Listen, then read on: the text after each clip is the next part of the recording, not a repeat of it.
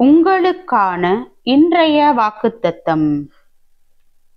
நான் என் அக்கிரமத்தை மறைக்காமல் என் பாவத்தை உமக்கு அறிவித்தேன்.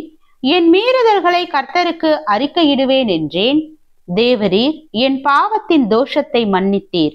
இதற்காக சகாயம் கிடைக்கும் காலத்தில் பக்தியுள்ளவனெவனும் உம்மை நோக்கி விண்ணப்பம் செய்வான்.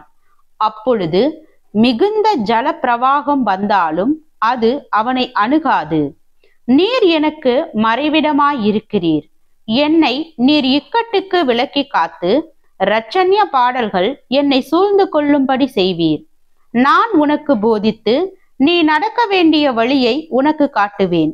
உன்மேல் என் கண்ணை வைத்து உனக்கு ஆலோசனை சொல்லுவேன். வாரினாலும் கடிவாளத்தினாலும் வாய் கட்டப்பட்டாலொழிய உன்கிட்ட சேராத புத்தியில்லா குதிரையைப் போலவும் கோவேறு கழுதையைப் போலவும் இருக்க வேண்டாம். துன்மார்க்கனுக்கு அநேக வேதனைகளுண்டு.